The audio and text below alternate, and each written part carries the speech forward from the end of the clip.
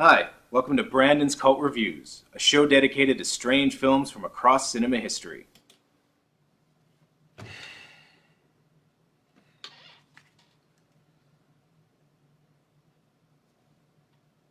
Hello? Hey, Chris, it's Brandon. Listen, I was wondering if I could ask you for some advice. It's my 100th episode, and I'm not really sure what to do for it. Well, that's easy. Just do something big. Well, what do you mean? Well, instead of doing all these obscure low-budget movies that no one's heard of, why don't you make a review on an expensive movie that is a cult classic? Or maybe something that you think should be a cult classic. Huh. You know what? That makes a lot of sense. Or, just review another Godzilla movie. That's pretty much what your fans care about anyways, right? Remind me again why I'm friends with you? 'Cause I saved your ass when your old channel was deleted? Oh yeah. Thanks for that. No problem. Now go out there and make your 100th episode, man.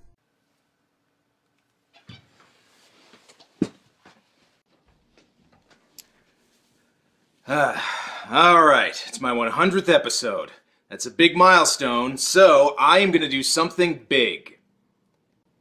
Mostly it's still just going to be me sitting on the couch talking about the movie, though.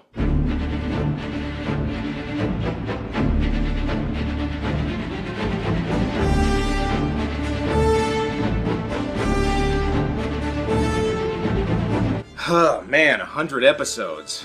I gotta be honest, when I first started doing this show, I didn't really think I'd make it this far. I just wanted to talk about some weird movies I saw when I was a kid. Since then, I've covered a lot of ground, but it's important to remember that cult films aren't just limited to low-budget drive-in movies. There's also big-budget wannabe blockbusters that, for whatever reason, are ignored or hated when they first came out, but over time managed to get a following. And one movie that fits into that category is the 1980 sci-fi, vampire, zombie, whatever the fuck movie, Lifeforce. This movie's managed to get a bit of a following since it first came out, but most people probably still aren't familiar with it. Well, let's see if it's worth a look. So for a little background, Lifeforce is a... Fresh off his blockbuster success with Poltergeist, director Tobe Hooper had a meeting with producer Menahem Golan of Cannon Films, a company best known for making action movies like Missing in Action, Cobra, and The Happy Hooker Goes to Hollywood. Hey, do you mind? You're interrupting my 100th episode here! Oh, I'm sorry. I just thought people might like some actual information about the movie, not just a bunch of snarky remarks. Shut up! Jesus. Who the hell was that guy anyway? As I was saying, Lifeforce is a 1985 sci-fi horror movie directed by Tobe Hooper, best known for making the horror movie classics The Texas Chainsaw Massacre and Poltergeist. Lifeforce was the first of a 3-picture deal Hooper made with Cannon Films, which up to that point was best known for producing low to mid-budget action and exploitation movies. However, with Lifeforce, they decided to take a stab at making a full-fledged blockbuster, spending $25 million on the movie, which was a big budget in 1985. To give you a comparison, that's more than twice what Poltergeist cost. The movie was based on the Colin Wilson novel The Space Vampires, but ultimately they decided to go with the classier-sounding title of Lifeforce. The movie was a failure at the box office, and if it's ever mentioned today, it's usually used as an example of a cinematic turkey. Yeah, I get the feeling that my idea of what counts as a turkey is probably a little different from most people, so let's see if it measures up. I can see why the budget for this was so big. Location shooting on the moon's gotta be expensive. Wait a second, this was written by Dan O'Bannon? He wrote the script for Alien, and the effects were done by John Dykstra? He did the effects for the first Star Wars movie. So just to recap, the people involved with this movie worked on the Texas Chainsaw Massacre, Poltergeist, Alien, and Star Wars. This movie is supposed to be bad, right? So anyway, the movie begins with the space shuttle Churchill on a mission to study Halley's Comet. The Churchill is the first spacecraft equipped with the Nerva engine. It propels the Churchill with constant acceleration, enough to create Earth-type gravity for the first time. Hear that, everybody? Now you can't complain about the fact that there's gravity in space. There's still sound, though, so you can bitch about that if you want. While investigating the comet, they find something unusual on their radar. Radar states 150 miles. 150 miles what? Length. What's 150 miles long? What, you mean besides my dick? Sorry.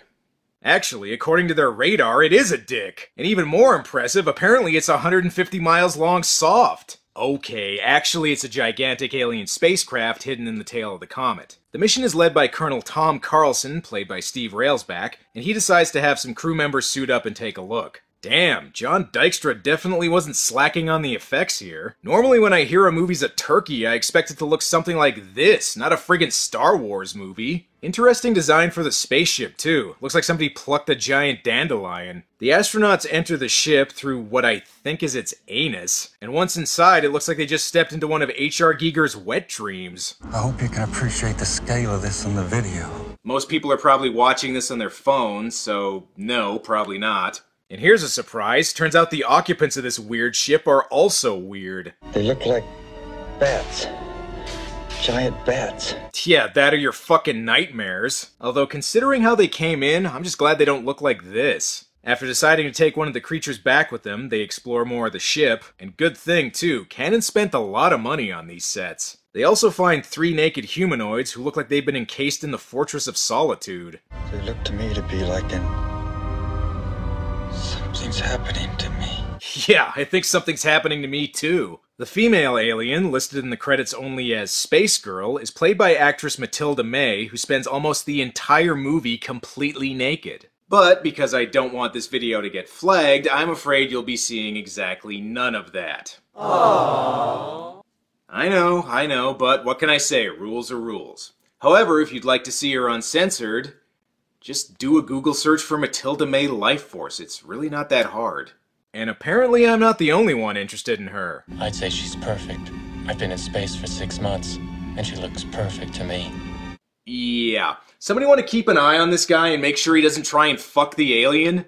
They decide to take the 3 humanoids back to the shuttle, and again, I just want to say for something considered a turkey, this movie looks really nice. Cut to 30 days later, and ground control in London has lost all contact with the Churchill. If they're going to pick us up, they should get us this close.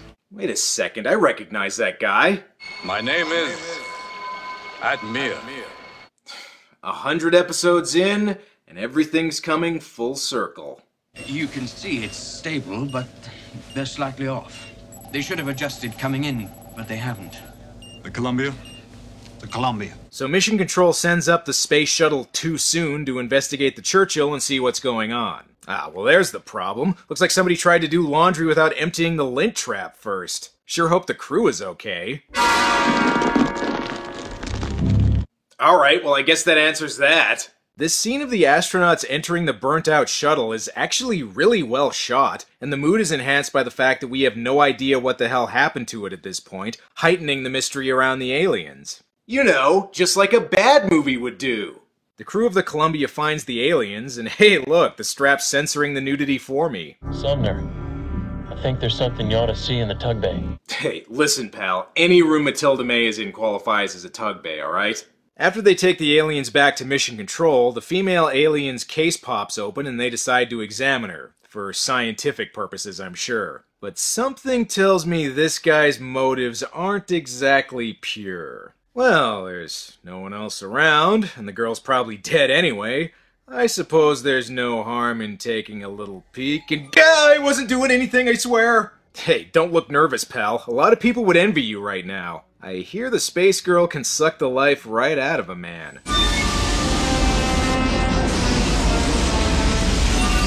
And by that I mean she will literally suck the life right out of you. Something tells me this guy won't be going for round 2 anytime soon, but tell that to the space girl. Use my body. Yeah? Help arrives before she can drain him, but the space girl gets away. She did that. Yeah, it's okay. I don't think anybody thought it was you. The space girl makes her way out of the facility, and I think Matilda May might be the only actress to have an all-nudity clause. Even her shadow looks like it needs to be black-boxed. And why are you offering her a cookie? She's an alien, not a parrot. Come to me. Come on.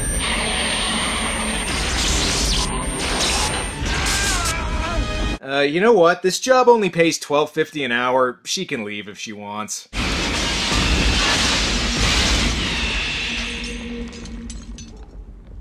Ow, ow, ow, ow, ow. After the space girl escapes, an SAS officer named Colonel Kane, played by Peter Firth, comes by to investigate. Aha! Just as I suspected. This guy's dead. And this was murder, you say? No, he did that to himself by sticking a vacuum cleaner up his ass. Yes, it was murder! But Kane doesn't understand how one girl was able to escape so easily. It was the most overwhelmingly feminine presence I've ever encountered. I was drawn to her on a level that... Was it sexual? Yes, overwhelmingly so. Well, I could have told you that. Hello there, Internet. It is I, that gentleman Bruiser. Sorry to interrupt your online entertainment, but as both one of the last real men left on Earth and a cult film aficionado, I felt I needed to weigh in. Brandon, there are many films you could have selected for your 100th episode, from the campy space theatrics of Flash Gordon, to the surreal sexuality of Zardoz, and even Videodrome, one of the only worthwhile films your country's ever produced. But no, instead you picked this, and all you say it's because you wanted to spotlight a cult classic. I know it's really because you wanted an excuse to look at some naked space vampire bosoms, and everyone watching this, they know it as well.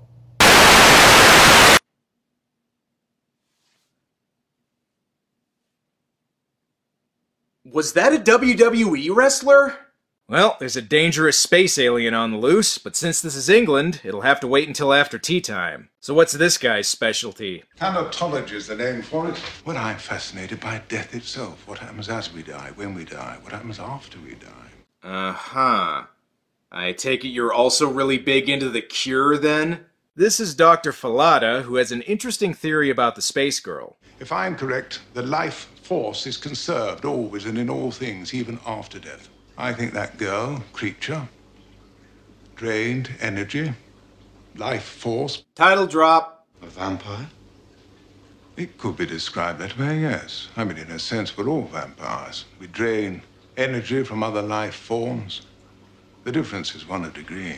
Okay, Doc, we get it. You're a vegan. You don't have to rub our faces in it. Hopefully the two male aliens don't wake up. They're a lot more valuable in their original packaging. Ah, come on, movie. That's not how you do a jump scare. I mean, haven't you seen a 90s horror movie? It's supposed to go like this. Oh, fuck me, shit! I believe they're alive. They look bloody dead to me. Oh, shit. Alright, well, I guess that's a good way to do one, too. Now the two male aliens are awake, but surprisingly, the guards managed to kill them right away. Huh. Alright, well, that was easy. I don't know if they should have done that. I think one of them was Mick Jagger's brother. Meanwhile, some doctors are beginning an autopsy on the guard who was drained. Okay, these guys really need to start being more careful around things they think are dead. Help! I really need a sandwich! And don't get close to him, you idiot!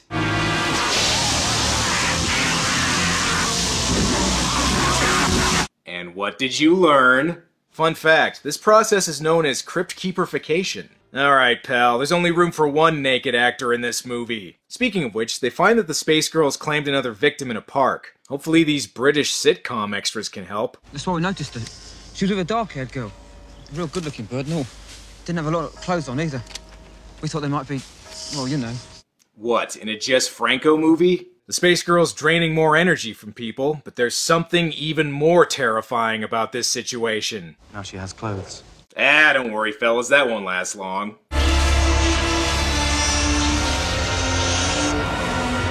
See? What'd I tell you? Alright, I'm getting ahead of myself here. Back at the base, we find out that if the space girl's victims don't drain energy every 2 hours, everyone gets to see their cum face. Oh, and also this happens. Jeez, worst pinata ever. Oh well, I guess he still technically ended up better than the other guy. Hopefully they can learn something from the girl they found in the park. Wait, I know this part. This is where she says they need to eat brains to make the pain go away. What? This movie was written by Dan O'Bannon. And once again, top-notch effects in this movie.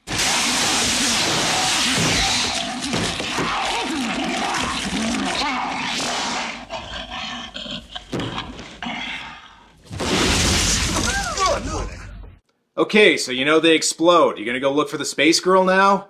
And what the hell happened to Steve Railsback? The guy's listed first in the credits, and we haven't seen him since the 12-minute mark. Oh, never mind. He was busy regrowing his Charles Manson beard. Turns out Carlson managed to use the shuttle's escape pod, but just how did he manage to survive? Colonel, take it from the beginning. No, don't do that. I've already been recapping the movie. Carlson explains that after they brought the aliens on board, the rest of the crew except him began to feel fatigued. What's the matter, Deverich? I don't know, Tom.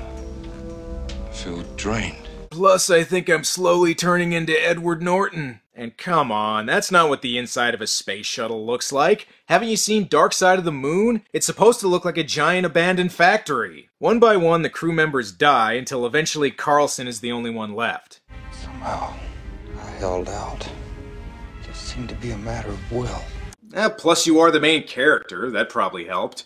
Well, there's only one solution to this situation. Time to burn this sucker down for the insurance money. You probably should have got out of there a little earlier, though. It was the hardest thing I ever did. Are you sure it wasn't starring in Nuki? Must have taken great courage to try and make No, this. you don't understand.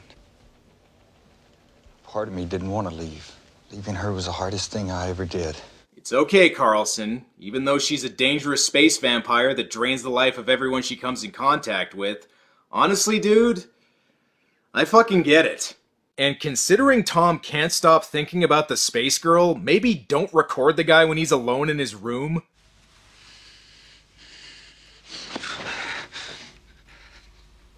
Huh?